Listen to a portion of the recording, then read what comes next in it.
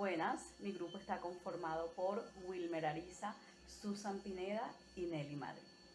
Nuestro artículo tiene como título El duelo por la pérdida de un ser querido. El ser humano a lo largo de la vida tiene unos vínculos. Esos vínculos nos sirven para crecer y para desarrollarnos. Pero cuando esos vínculos se rompen, llega esa gran intensidad emocional y es lo que llamamos el duelo. A lo largo de nuestras vidas, todos los seres humanos hemos pasado por un duelo debido a la pérdida de un ser querido, ya que cuando llega ese momento inevitable que es la muerte, nos deja un sufrimiento y un gran vacío, pues creemos que todo el mundo se nos viene encima, quedamos con rabia, con impotencia, con dolor, con ganas de querer devolver el tiempo para poder hacer cosas que de pronto en ese momento no hicimos. Quedamos desorientados, quedamos con gran temor, también no podemos dormir, no podemos conciliar el sueño, se nos quita el apetito por ese fuerte dolor en que estamos afrontando, ¿verdad? Pero nosotros debemos hacer un pare, poner de nuestra parte y darnos cuenta que la vida sigue y que todavía nosotros tenemos personas a nuestro alrededor que nos quieren, que nos necesitan y que debemos seguir adelante para cumplir todas esas metas que aún no hemos logrado, ¿verdad? Entonces tenemos que estar bastante preparados, pues de igual forma nosotros nunca no sabemos cuándo va a llegar la muerte, porque por algo repentino.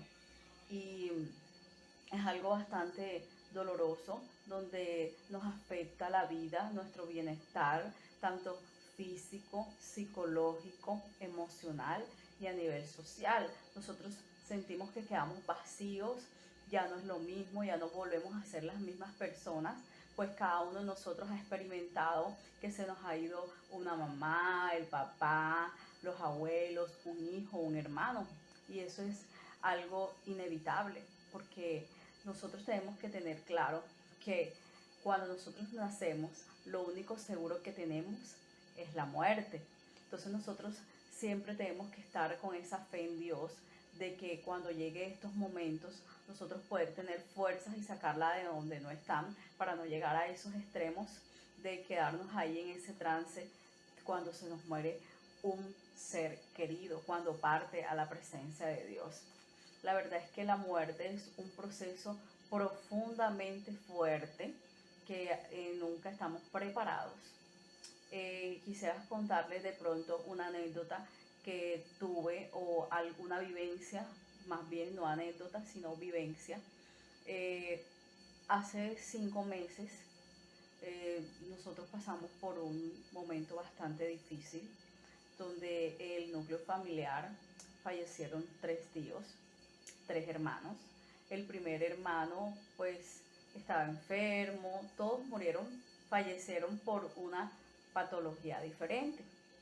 Eh, Fallece uno, a la semana el otro, y la última fue una hermana, pues ella el impacto de recibir esas noticias de sus hermanos sufrió una isquemia, pero a nivel del intestino. El intestino se realizó una fisura. Entonces miren la magnitud tan grande cuando se trata de la muerte de un ser querido. Es una pérdida demasiado grande, pero tenemos que estar conscientes que la vida continúa. Es algo doloroso, sí, es muy doloroso, porque es desprendernos de esa persona con la que hemos convivido por mucho tiempo, la con que hemos compartido tantos momentos especiales y que de un momento a otro ya no pueda estar con nosotros. Pero nosotros debemos seguir adelante, porque la vida continúa. Adelante nuestro compañero Wilmer, él nos va a hablar sobre las etapas que pasamos nosotros en el duelo. Gracias.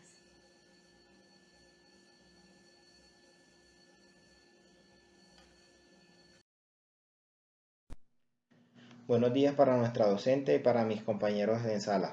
Mi nombre es Wilmer de Jesús Ariza Pava, estudiante de Psicología, 10º semestre en la Corporación Universitaria Minuto de Dios.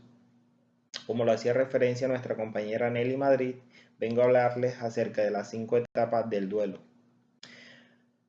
Casi todas las personas hemos pasado por alguna de las fases del luto o duelo ante la pérdida de algún ser querido, pero con frecuencia es algo de que nos ponemos en disposición de negación, ya que nos cuesta hablar, nos cuesta aceptar que en algún momento de nuestras vidas tenemos que afrontar esta situación. Aunque hay algunas fases del duelo reconocidas e identificadas por la psicología actual, el luto se vive de distintas formas en cada una de las personas que lo afrontan. En la primera etapa podemos encontrar la etapa de la negación. Esa negación puede inicialmente amortiguar el golpe de la muerte de un ser querido y aplazar parte del dolor. Pero esta etapa no puede ser indefinida, ya que en algún momento de la vida va a afrontar a la realidad y van a haber consecuencias peores. En la etapa número 2 encontramos la etapa de la ira. En esta fase son características los sentimientos de rabia y resentimiento, así como la búsqueda de respuestas o culpables ante la pérdida de algún ser querido. La ira aparece ante la frustración de que la muerte es irreverente, que no hay nada que hacer, y se puede proyectar esa rabia hacia nuestro entorno, núcleo familiar e incluso hacia la persona misma que está afrontando esta situación del duelo y afectarlo de forma negativa. En la etapa número 3 encontramos la etapa de la negociación. En esta fase las personas fantasean con la idea de que se puede revertir o cambiar el hecho de que la muerte esté tocando su situación. Es común preguntarse qué habría pasado si o qué habría pasado si no. Pensar en estrategias que habrían evitado el resultado final, que fue la pérdida del ser querido o de la persona allegada. En la cuarta etapa encontramos la etapa de la depresión. La tristeza profunda y la sensación del vacío son características de esta fase, cuyo nombre no se refiere a una depresión clínica con un problema de salud mental, sino a un conjunto de emociones vinculadas a la tristeza natural de la situación que está afrontando esa persona, que es el tema del duelo. En la quinta etapa encontramos la aceptación. Una vez aceptada la pérdida, las personas en duelo aprenden a convivir con su dolor emocional en un mundo en el que su ser querido ya no va a estar. Con el tiempo recuperan la capacidad de la alegría y de seguir afrontando la vida a pesar de que su ser querido ya no se encuentra. Muchas gracias, le doy paso a nuestra compañera Susan Pineda. Cordial saludo, mi nombre es Susan Yamir Pineda Torres. Dando continuidad con la sustentación, vamos a hablar sobre los tipos de duelos. Encontramos el duelo anticipatorio. En este la persona ya tiene una enfermedad terminal, lo cual la va a llevar a la muerte. En esta etapa, con este duelo, podemos ir adaptándonos a lo que se espera al final. El duelo crónico, en esta la persona es incapaz de rehacer su vida, vive pegada al dolor y considera una ofensa volver a la normalidad. El duelo congelado o retardado, en este la persona no manifiesta ninguna afectación por la pérdida del ser querido. También está el duelo enmascarado. En este la persona manifiesta síntomas y conductas, por lo cual asiste al médico. Es difícil dar con un diagnóstico, pero esta calla el proceso de duelo por el que está pasando porque no considera que esté relacionado. Tenemos el duelo exagerado. En esta la persona es consciente y se siente desbordada de dolor, hace cosas que antes no consideraba poder realizarlas, y esto también incluye trastornos psiquiátricos. El duelo ambiguo, en este no hay claridad, se presenta más ansiedad con este duelo. Existen dos tipos. El primero, en donde la persona no asimila la pérdida, o no asimila que la persona ya no está presente, pero sí lo asimila psicológicamente. Y en la segunda, no lo asimila físicamente, pero sí psicológicamente. Esto se da más que todo en casos en donde las personas tienen daño cerebral o tienen demencia. Tenemos el duelo normal. Este es un periodo de dolor. Se presenta aturdimiento, culpa, ira, pero la persona se va recuperando gradualmente.